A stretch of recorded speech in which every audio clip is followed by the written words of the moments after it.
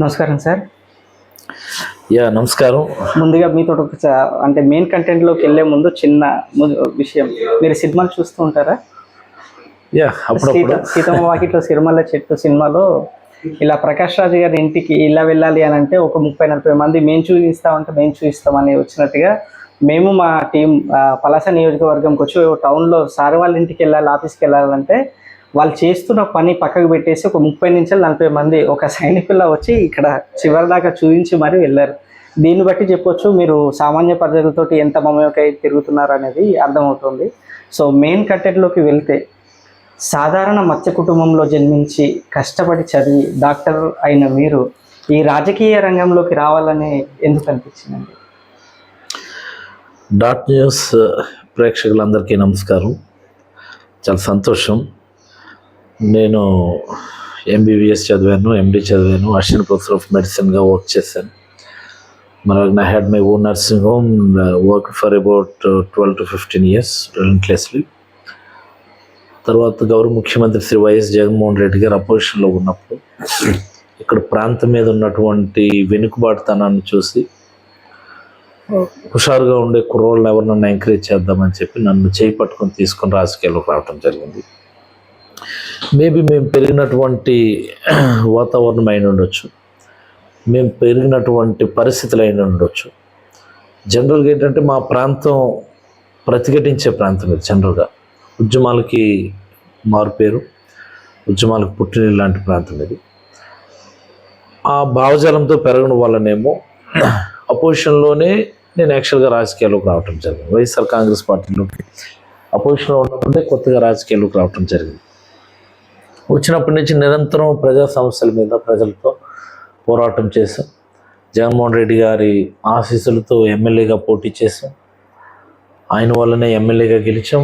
తదుపరి మంత్రివర్గంలోకి తీసుకోవటం మీకు అందరికీ కూడా తెలిసింది. ఇదంతా ఒక నాయకుడికి ఉన్నటువంటి సంకల్పం. మాట ఇస్తే మాట మీద నిలబడతాడని చెప్పడానికి నా ఉదంతం ఒక ప్రత్యక్షమైన ఉదాహరణగా కూడా మీరు భావించవచ్చు. దేశంలోనే అత్యధిక వలసలున్న జిల్లాగా శ్రీకాకుళం జిల్లా ఉంది. మీరు అధికారంలోకి వచ్చిన తర్వాత ఈ 5 yearsలో ఈ వలసల శాతాన్ని ఎంతవరకు తగ్గించారంటారు? ముందుగా శ్రీకాకుళం జిల్లా అంటే వెనక్కి నెట్వేయబడ్డటువంటి ప్రాంతం. ఇది వెనుకబడిన ప్రాంతం కాదు. ఖచ్చితంగా నేను ఈ మాట అయితే చెప్పగలను నేను. అందువల్లనే మాకు ఇక్కడ ఉపాధి అవకాశాలు అనేవి ప్యారలల్గా పెరగల. సో ఈ ప్రాంతం ఇచ్చాపురం, పలాస, టెక్కలి, సంతోషం, not only entire Sikkol district, especially even the fishermen community, fishermen fraternity అందరూ కూడా వలసల మీద ఆధారపడేటటువంటి పరిస్థితిలోకి ఈ జిల్లా వచ్చింది. మా ప్రభుత్వం వచ్చిన తర్వాత ఇది జగన్మోహన్ రెడ్డి గారు పాదయాత్ర సమయంలో కూడా ఈ విషయం మీద చాలా అధ్యయనం చేయటం కూడా జరిగింది. మనం what suppose to be done అన్నటువంటి అంశం మీద. చాలా మంచి ప్రశ్న. ఫిషర్మెన్ ఫ్రెటర్నిటీ కోసం అని చెప్పి బుడగట్లపాలెం దగ్గర ఒక హార్బర్ కట్టిస్తూ ఉన్నాం మనం. ఆ ఒక్క ప్రాంతం నుంచి ఈవెన్ కోవిడ్ టైంలో కూడా మీరు చూసుంటారు 6,500 మంది మత్స్యకారులు గుజరాత్ నుంచి మనం ప్రత్యేకంగా బస్సులు వేసి రప్పించాము. ఒక్క ప్రాంతం నుంచి అంటే ఆ హెచ్చర్ల రణస్థలం మండలాలకు సంబంధించినటువంటి ఫిషర్మెన్ని గుజరాత్ నుంచి రప్పించాం. అందుకని అక్కడ ఒక హార్బర్ నిర్మాణం చేస్తూ ఉన్నాం. అలాగే నువ్వులరే మంచినీపేట దగ్గర జెట్టీని సైతం హార్బర్గా మార్చడానికి ప్రయత్నాలు జరుగుతూ ఉన్నాయి. అండ్ మోస్ట్ ఇంపార్టెంట్లీ మనం ఎంత చేసినా ఈ జిల్లాకు చాలా తక్కువ అన్నటువంటి ఉద్దేశంతో ఒక పెద్ద ప్రాజెక్ట్ ఏదైనా వస్తే తప్ప ఈ జిల్లా స్థితిగతులు మారవన్న ఉద్దేశంతో ఒక 40-50 సంవత్సరాల నుంచి మనం వింటున్నటువంటి భావనపాడు పోర్టు, నేను చిన్నప్పటి నుంచి కూడా భావనపాడు లైట్ హౌస్ చూసి పెరిగినటువంటి వాడిని. నేను లాంగ్ డ్రీమ్స్తో పెరిగినటువంటి, చాలా పెద్ద ఆశలతో పెరిగినటువంటి వాడిని. ఎప్పటికైనా ఇక్కడ ప్రజలందరికీ ఉపాధి దొరక్కపోతుందా అన్నటువంటి ఆశతో బ్రతికినటువంటి వాడు. సో అందుకని ఈరోజు జగన్మోహన్ రెడ్డి గారు క్యాబినెట్లో ఉండడం ఒక అదృష్టంగా భావిస్తాను నేను. భావనపాడు పోర్టుని రియలైజ్ చేయాలన్నటువంటి ఉద్దేశంతో చాలా కష్టపడి పనిచేస్తున్నాం అందరం కూడా. I&A department of fisheries, local మినిస్టర్గా, లోకల్ ఎమ్మెల్యేగా చాలా కష్టపడి మేము అందరం అయితే చేసి మొత్తానికి ప్రాజెక్ట్ను మనం మెటీరియలైజ్ చేయగలిగాం. ఈరోజు శరవేగంగా జరుగుతూ ఉన్నాయి. రాబోయే రోజుల్లో భావనపాడు పోర్ట్ అంటే ఇప్పుడు మూలపేట పోర్ట్ అంటున్నాం. మూలపేట పోర్టు పూర్తయిన తర్వాత ఈ జిల్లా నుంచి వలస వెళ్ళిన ప్రతి కుటుంబాన్ని కూడా వెనక్కి రప్పించే బాధ్యత జగన్మోహన్ రెడ్డి గారు తీసుకోబోతా ఉన్నారు. రాబోయే రోజుల్లో మీరు ఖచ్చితంగా వింటారు. ఇది శ్రీకాకుళం జిల్లా నుంచి వలస వెళ్ళిపోయారు అనే దానికంటే కూడా శ్రీకాకుళం జిల్లాకి వలస వెళ్ళిపోయారు అనేటటువంటి మాట రాబోయే రోజుల్లో మీరు ఖచ్చితంగా వినబోతా ఉన్నారు. నేనైతే చాలా ధైర్యంగా నేను చెప్పగలను. సో జగన్మోహన్ రెడ్డి గారికి ఉన్నటువంటి లాంగ్ స్టాండింగ్ ప్లాన్స్ ఇవన్నీ కూడా తీసుకొని రావాలి, అందరినీ వెనక్కి తీసుకొని రావాలి. పోర్టుతో పాటు ఒక 6,000 ఎకరాలు ఇండస్ట్రియల్ నీడ్స్ కోసం అని చెప్పి ల్యాండ్ బ్యాంక్ కూడా తయారు చేస్తూ ఉన్నాం. పెద్ద ఎత్తున ఇండస్ట్రియలైజేషన్ జరుగుతుంది. పెద్ద ఎత్తున అవకాశాలు ఇక్కడ సృష్టించబోతా ఉన్నాం, కల్పించబోతా ఉన్నామని మనస్ఫూర్తిగా డాట్ న్యూస్ ప్రేక్షకులందరికీ ఆంధ్రప్రదేశ్ ప్రభుత్వం తరఫున, జగన్మోహన్ రెడ్డి గారి తరఫున సగర్వంగా నేనైతే తెలియజేయాలనుకుంటా ఉన్నాను. జగన్మోహన్ రెడ్డి గారిని గద్దె దించడమే లక్ష్యంగా పెట్టుకున్న 2 పార్టీలకి ఇప్పుడు బీజేపీ పార్టీలు, కొన్ని పార్టీలు తోడయ్యాయి. వచ్చే ఎన్నికల్లో మీరు వాటిని ఎలా ఎదుర్కోబోతున్నారు? మీ దగ్గర ఉన్న బలం అంటే ఏంటంటే ఏం చెప్తారు? మాకున్న బలమంతా కూడా నాయకుడి యొక్క పనితీరు, నాయకుడికి ఉన్నటువంటి సంకల్పం, ఏదైతే ఆయన ఒక మాట ఇస్తే మాట మీద నిలబడతాడు అన్నటువంటి ఆ విశ్వసనీయతే మా అందరికీ ఉన్నటువంటి బలం. మేనిఫెస్టోలో చెప్పిన విధంగా అన్ని పథకాలను కూడా, అన్ని ప్రాజెక్టులు కూడా గ్రౌండ్ చేసినటువంటి ఘనత జగన్మోహన్ రెడ్డి గారు. ఈరోజు మనం గడప గడపకి వెళ్తే ప్రతి కుటుంబం కూడా మనకి ఎదురొచ్చి ఆహ్వానం పలికి ఆశీర్వదించి పంపించే పరిస్థితులు మీరు చూడొచ్చు. రైట్ నో మా కాన్స్టిట్యున్సీలో మా మండల నాయకుల ఆధ్వర్యంలో చాలా ముమ్మరంగా ప్రచారం అయితే సాగుతూ ఉంది. You can observe that. ఇంతకంటే గొప్ప పరిస్థితి ఏ రాజకీయ పార్టీకి కూడా ఉండదు. అందుకనే మేము 175కి గాను 175ను టార్గెట్ పెట్టుకొని మేమందరం పనిచేస్తూ ఉన్నాం. అన్ని నియోజకవర్గాలు కూడా గెలవాలన్నటువంటి కసితో మేమందరం అయితే పనిచేస్తూ ఉన్నాం. మా నాయకుడి మీద ఉన్నటువంటి ప్రజల్లో ఉన్నటువంటి నమ్మకం, విశ్వాసమే మా అందరికీ కూడా పెట్టుబడి అని నేనైతే నమ్ముతూ ఉన్నాను. పార్టీలు అందరూ కలిసి పోటీ చేసినా వాళ్ళకు ఉన్నటువంటి minute fraction of vote bank ఏమి ట్రాన్స్ఫర్ అయిపోతుంది. ఏంటంటే అపోజిషన్ కుటుంబాలకు కూడా మేము సహాయం చేసినాం.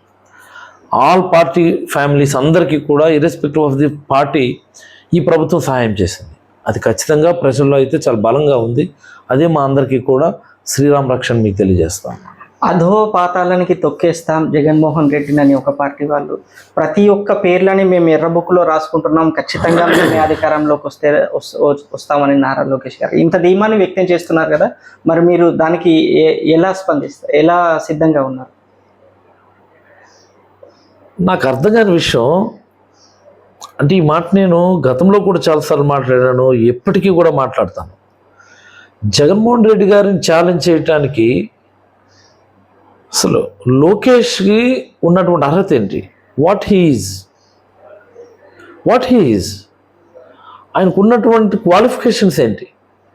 ఏదో క్వాలిఫికేషన్ కదా, just because is the son of former chief minister Shri Chandrababu Naidu garu, అది ఒకటే ఆయన క్వాలిఫికేషను? ప్రజల కోసం ఆయనకున్న అవగాహన ఏంటి? ప్రజా సమస్యల పట్ల ఆయన చేసినటువంటి పోరాటం ఏంటి? మొన్న ఏదో పాదయాత్ర అనుకొని చేశాడు, అది పోరాటం? అదొక కామెడీ ఇష్యూనే కదా. సో చంద్రబాబు పుట్టారు కాబట్టి జగన్మోహన్ రెడ్డి గారిని విమర్శిస్తారు, జగన్మోహన్ రెడ్డి గారిని విమర్శించారు కాబట్టి ఆయన ఆ పార్టీలో పెద్ద నాయకుడు అయిపోతాడా? What he's up to? I don't understand. ఆయన ఎవరైనా పోటీ పడాలి అనుకుంటే అక్కడ ఒక ఎమ్మెల్యే అభ్యర్థి ఉంటారు, ఇంకా కాదంటే ఆ జిల్లాని లీడ్ చేసే వాళ్ళు ఉంటారు, వాళ్ళతో ఆయన పోటీ పడవచ్చు తప్ప జగన్మోహన్ రెడ్డి గారిని ఛాలెంజ్ చేసే స్థాయి కానీ అర్హత కానీ లోకేష్కి లేదు. ఆయన ఏం చదువుకున్నాడు? ఆయనకున్న క్వాలిఫికేషన్స్ ఏంటి? ఆయనకున్న నాలెడ్జ్ ఏంటి? ఆయనకున్న పోరాట పటిమ ఏంటి? ఆయనకున్న కమిట్మెంట్ ఏంటి? పాదయాత్ర చేశాడు, ఆయన ఏదో రకరకాల ప్రామిసులు చేశాడు, ఆయన మేనిఫెస్టోలో పెట్టించుకోగలడా? Is it possible for him? పెద్ద నాయకుడు కదా, ఆయన ఇచ్చిన ప్రతి ప్రామిస్ని ఆయన ఫుల్ఫిల్ చేసుకోగలడా వాళ్ళ నాన్నకు చెప్పి? సో ఎక్కువ మాట్లాడేవాడు అంత మాత్రాన పెద్ద నాయకుడు కాడు అన్నది నా ఉద్దేశం. లోకేష్కి మా నాయకుడిని ఛాలెంజ్ చేసే స్థాయి కాదన్నటువంటిది నా ఉద్దేశం. That's it. పవన్ కళ్యాణ్ అనే వ్యక్తిని అపోజిషన్ లీడర్గా చూస్తున్నారా? అతను మీకు పోటీ చేయగలరు, పోటీ ఇవ్వగలరు? As an actor Pawan Kalyan మేము అందరం అభిమానిస్తాం. ఆయన సినిమాలు చూసేవాళ్ళం. చిరంజీవి గారు తమ్ముడు కాబట్టి ఆయన అభిమానించేవాళ్ళం. చిరంజీవి గారు ఆయన రాజకీయ ప్రస్థానం ముగిసింది. నేను అనేక సందర్భాల్లో మాట్లాడాను. జనసేన పార్టీ అనేది ఒక రాజకీయ పార్టీ కాదు, తెలుగుదేశం పార్టీకి ఒక అనుబంధ విభాగం అని. ఈరోజు మీరు చూస్తే అది నిజం అనిపిస్తుంది మీకు. అది ఎలా రాజకీయ పార్టీ అయింది? వాళ్ళకున్న సిద్ధాంతాలు ఏంటి? వాళ్ళకున్నటువంటి అసలు ఇది ఒక ఫిలాసఫీ ఉండాలి కదా. ప్రజల కోసమే ఇది చేస్తాం అన్నటువంటి ఒక ఫిలాసఫీ ఉండాలి కదా. ఆయన ఏదో వారాహ యాత్రను చేశారు. ఆయన ఆ యాత్ర చేసినప్పుడైనా ఇదిగో నేను ఇది చేయాలనుకుంటా ఉన్నాను, మా పార్టీ ఆలోచనలు ఇవి అని ఆయన ఒకటి చెప్పలేకపోయాడు కదా. యువకులకి ఇది నాకు అవకాశం వస్తే యువకులకి ఇది చేస్తాను, లేకపోతే మాకు అవకాశం వస్తే మహిళల కోసం మా పార్టీ ఇలా ఆలోచన చేస్తుంది, మాకు అవకాశం వస్తే వృద్ధుల కోసం మా పార్టీ ఇలాంటి ఆలోచన చేస్తుంది, ఉద్యోగుల కోసం ఇలాంటి ఆలోచనలు చేస్తుందని ఒక పార్టీ విధానాన్ని చెప్పలేనటువంటి నాయకుడైన ఎలా అంటాం మనం? This is my simple question. వేరే పార్టీ ఆలోచనల కోసం పనిచేసేటటువంటి వ్యక్తిని ఆ పార్టీకి అనుబంధ విభాగంలో పనిచేస్తున్నాడని భావిస్తామే తప్ప వాళ్ళకు ఒక సొంత పార్టీ విధానం ఉంది, సొంత పార్టీ ఉంది అన్నటువంటిది మనం భావించలేము. అందుకని రాజకీయాలు నన్ను అడిగితే భావజాలంతో పాటు ఆ భావజాలాన్ని ప్రజల్లోకి తీసుకెళ్ళగలిగేటటువంటి సంకల్పం ఉండాలి. ప్రజలను నమ్మించేటటువంటి ఒక ధైర్యం ఉండాలి. అలాంటి విశ్వాసాన్ని నాయకుడు కల్పించగలగాలి. అది పవన్ కళ్యాణ్ ఎప్పుడు కూడా ప్రజల్లో అలాంటి విశ్వాసాన్ని, ధైర్యాన్ని ఆయన ఇవ్వలేకపోయినాడు. అందుకని ఎప్పుడు కూడా ఆయన ఇష్టపడేటటువంటి అభిమానులు ఉంటారు. వాళ్ళు ఆయన ఏం చేసినా ఇష్టపడతారు. That's it. మీ మీద ఈ మధ్యలో ఎక్కువగా విన్న విమర్శలు గౌతు శిరీష గారు, మీ ప్రత్యర్థిగా పోటీ చేస్తున్న గౌతు శిరీష గారు, అప్పలరాజు గారు అసలు ఏమి అభివృద్ధి చేయలేదు, ఎక్కడికక్కడ కొండలు కబ్జా చేసి తినేశారు అనేసి కొన్ని విమర్శలు చేశారు. దాంట్లో ఎంతవరకు నిజం ఉందంటారు? మీరు ఎలాగో వచ్చారు, మీరు ఊరు వచ్చారు కాబట్టి ఆవిడని కూడా పిలవండి, నేను కూడా వస్తాను. ఎవరు ఏ కొండ ఎవడు తవ్వాడో నేను చెప్తాను. నేను ఆవిడకి ఏంటంటే అవగాహన లేదు, చదువు లేదు, జ్ఞానం లేదు, అసూయ, జలసి, ఫ్రస్ట్రేషన్, పిచ్చి, మా నాన్న ఎమ్మెల్యే, మా తాత ఎమ్మెల్యే అనేటటువంటి పొగరు, ఇన్ని కలగలిపి ఆవిడ ఇష్టానుసారం ఆవిడ మాట్లాడుతూ ఉంటుంది. ఆవిడ మాటలకి నేను ఎప్పుడు ప్రతిస్పందించాలని నేను ఎప్పుడు అనుకోలేదు. ఎంచేతంటే గౌతు లచ్చన్న గారి మనవరాలు కాబట్టి ఆవిడ ఇక్కడ రాజకీయాలు చేయాలన్నా, గౌతు శివాజీ గారికి పుట్టింది కాబట్టి ఆవిడ ఇక్కడ రాజకీయాలు చేయాలన్నా? What she is? ఆవిడకున్న అర్హత ఏంటి అసలు? ఆవిడకి ఎందుకు ప్రజలు పల్లకి మోయాలా? ఆవిడ పల్లకి ఎందుకు మోయాలా? కేవలం మీ నాన్నగారు ఎమ్మెల్యే కాబట్టి నువ్వు ఎమ్మెల్యే చేయాలా? మీ తాతగారు ఓకే, తాతగారు వరకు ఓకే. నీకున్న అర్హత ఏంటి అసలు? మేము చదువుకొని కష్టాలు పడి ప్రజలకు సర్వీస్ చేసి మా ప్రాంతం వెనక్కి నెట్టివేయబడింది కాబట్టి మళ్ళీ మేము రాజకీయాల్లోకి వచ్చి మా ప్రాంతంలో ఉన్నటువంటి ఎవ్రీ ఆస్పిరేషన్ని ఫుల్ఫిల్ చేసుకోగలుగుతూ ఉన్నాం. ఓ కిడ్నీ రీసెర్చ్ హాస్పిటల్ కావచ్చు, వాటర్ ప్రాజెక్ట్ కావచ్చు, పోర్ట్ కావచ్చు, హార్బర్లు కావచ్చు, రోడ్లు కావచ్చు, ఇట్స్ ఆల్ ద వర్క్స్. మీకు నిజంగా అవగాహన ఉంటే ఇవన్నీ ఎప్పుడూ జరిగి ఉండాలి కదా. మీకు అవగాహన లేదు, మీకు అవసరం లేదు. అందుకని మీతో మా ప్రాంతానికి పని లేదని నేనైతే చాలా బలంగా వాళ్ళ గురించి చెప్పాలనుకుంటున్నాను. ఇవన్నీ చేయించుకోవడం అంటే ఇన్ని ప్రాజెక్టులు చేయించుకోవడం, మీరు అత్యంత జగన్మోహన్ రెడ్డి గారికి అత్యంత సన్నిహితులు, దగ్గర వాళ్ళ ఉండి ఈ పనులన్నీ చేయించుకోగలిగారా? లేకపోతే ఈ సమస్యని నా ప్లేస్లో మీరున్నా జగన్మోహన్ రెడ్డి గారు చేస్తారు, నా ప్లేస్లో ఎవరున్నా ఇవన్నీ జగన్మోహన్ రెడ్డి గారు చేస్తారు. బికాజ్ ఇది నాయకుడికి ప్రాంతం పట్ల ఉన్నటువంటి కమిట్మెంట్. మా నాయకుడు ఈ ప్రాంతంలో పాదయాత్ర చేసినప్పుడు చూసినటువంటి వెనుకబాటుతనం వల్ల ఇవన్నీ సాధ్యపడ్డాయి. కాబట్టి ఇది whole credit goes to Shri YS Jaganmohan Reddy garu. Appalaraju ప్లేస్లో ఇంకెవరున్నా కానీ ఇవన్నీ ఆయన చేసి పెడతారు, ఆయన ఇందులో ఎలాంటి అనుమానం లేదు. సో ఇప్పుడిప్పుడే మా ప్రాంతం కోలుకుంటుంది. మళ్ళీ ఇలాంటి పిచ్చి వాళ్ళ చేతుల్లోకి ఈ ప్రాంతం రాకూడదని నేనైతే ప్రజలందరికీ అప్పీల్ చేయదలుచుకున్నాను. నేను చివరిగా ఒక్క క్వశ్చన్, మీరు పాడి పశు మత్స్య శాఖలకి మంత్రిగా 2 సార్లు వ్యవహరించారు. ఈ 5 ఏళ్లలో ఈ శాఖలకి మీరు ఎంతవరకు న్యాయం చేయగలిగారు? ఎలాంటి కార్యక్రమాలు చేపట్టారు? The first of it's kind of activities మేము చేసామండి. డిపార్ట్మెంట్ ఆఫ్ ఫిషరీస్ ఆధ్వర్యంలో ఈ రాష్ట్రంలో 2 ఫంక్షనల్ హార్బర్స్ ఉంటాయి. ఈ 75 సంవత్సరాల స్వాతంత్ర భారతదేశానికి మేము వచ్చి ప్రతి జిల్లాకు ఒక హార్బర్ ఇచ్చి మొత్తంగా 10 హార్బర్లు మంజూరు చేస్తాం. 4 హార్బర్లు near completion. Nellore Juvvaladinne, Kakinada Uppada, Machilipatnam, Nizampatnam, they are all completed. ఇంకా బియ్యపు తిప్ప పనులు మొదలయ్యాయి, పూడిమడక పనులు మొదలవుతున్నాయి, బుడగట్లపాలెం పనులు బ్రహ్మాండంగా మొదలుపెట్టాం. ఇంకా దీన్ని హార్బర్ కింద కన్వర్షన్ చేయాలి. ఇది కొత్తపట్నం పనులు మొదలు కావాల్సింది. అన్ని అనుమతులు, అడ్మినిస్ట్రేటివ్ శాంక్షన్స్, టెండర్స్ అన్నిటినీ పూర్తి చేసినాం. They are about to kick start ఒక 3-4 ప్రాజెక్ట్స్. మిగతావన్నీ కూడా they are already on the ground. ఇంతకంటే గొప్ప విజయం ఏముంటుందండి మాకు? ఇంతకంటే గొప్ప విజయం ఏముంటుంది అసలు? అలాగే డిపార్ట్మెంట్ ఆఫ్ యానిమల్ హస్బెండరీ తీసుకుంటే ప్రతి గ్రామంలో రైతు భరోసా కేంద్రంలో యానిమల్ హస్బెండరీ అసిస్టెంట్స్ అంటే వెటర్నరీ సర్వీసెస్ని డోర్ స్టెప్కి తీసుకురాగలిగింది. And most important, veterinary ambulances అన్నటువంటి ఒక కొత్త ఆలోచన తీసుకురాగలిగింది. దేశానికి తలమానికంగా ఉన్నాయి, ఎక్కడైనా ఉన్నాయి. ఈరోజు ఈ రాష్ట్రం దేర్ ఆర్ 2 వెటర్నరీ అంబులెన్సెస్. అంటే we have done a tremendous job. అసలు డైరీ డెవలప్మెంట్లో జగనన్న పాలవేలు అమూల్ ప్రాజెక్ట్ని తీసుకొచ్చాం. సో దిస్ 5 years అనేది department of animal husbandry, dairy development and fisheries. So very honour to work with Shri YS Jaganmohan Reddy garu. It's a great honour to work with. మేము ఏ ఆలోచన చెప్తే ఆలోచనని మాకు మంజూరు చేసినటువంటి ఘనత. చాలా పెద్ద ఎత్తున కార్యక్రమం. ఈవెన్ డొమెస్టిక్ మార్కెటింగ్ కోసం ఫిష్ ఆంధ్ర బ్రాండ్ పేరిట మేము టేకప్ చేసినటువంటి ప్రాజెక్ట్. ఉన్నటువంటి ఆక్వా ప్రొడక్ట్స్ని డొమెస్టిక్ కన్జంప్షన్ పెంచాలని తీసుకున్నటువంటి ఒక కొత్త ఫిలాసఫీ.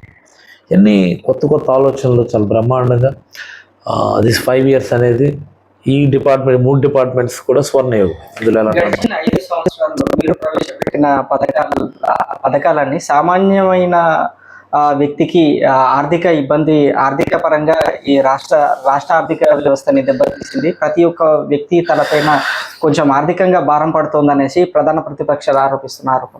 ఈ రానున్న రోజుల్లో ఈ ఆర్థిక వ్యవస్థను మీరు ఎలా పూరించబోతున్నారు? అసలు ఆర్థిక వ్యవస్థ అనేది దెబ్బతింటుంది. Actually if you observe the last 5 years and this 5 years compounded annual growth rate అంటే CAGR అప్పుడు ఎంత 2% to 5% ఉంటే 11.5% పెంచినటువంటి ఘనత జగన్మోహన్ రెడ్డి గారు.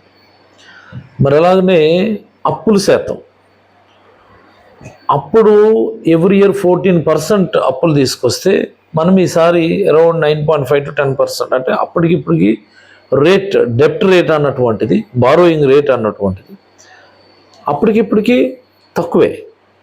ఓన్లీ థింగ్ ఏంటంటే వాళ్ళకి ప్రచారం చేయడానికి ఈనాడు, ఆంధ్రజ్యోతి అవి ఇవి ఉన్నాయి కాబట్టి వాళ్ళు ఇష్టానుసారం ప్రచారం చేస్తారు.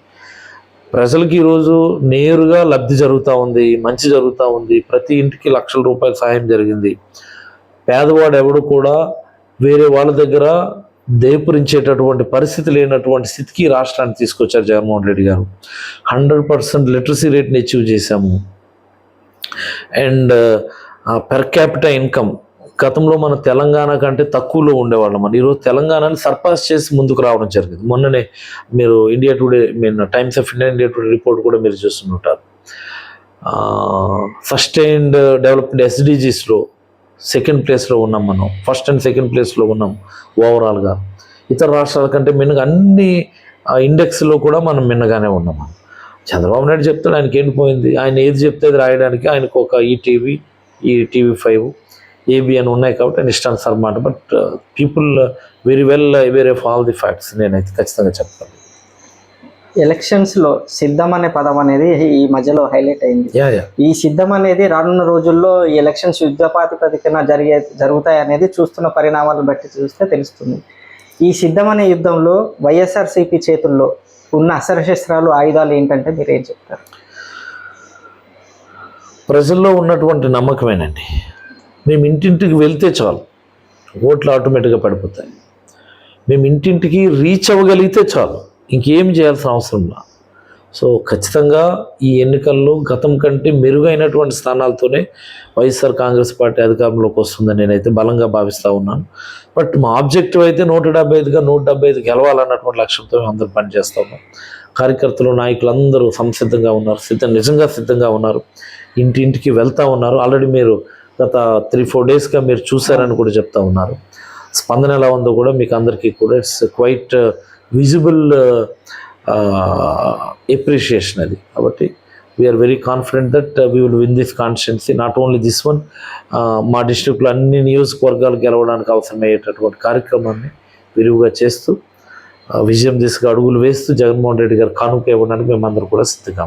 ధన్యవాదాలు. Thank you sir. మీ విలువైన సమయాన్ని బాగా డాక్ న్యూస్ ప్రేక్షకుల గురించి కేటాయించినందుకు, అండ్ ఆల్ ది బెస్ట్ వచ్చే ఎలక్షన్స్ గురించి మీరు. థ్యాంక్ యూ ధన్యవాదాలు. Thank you very much.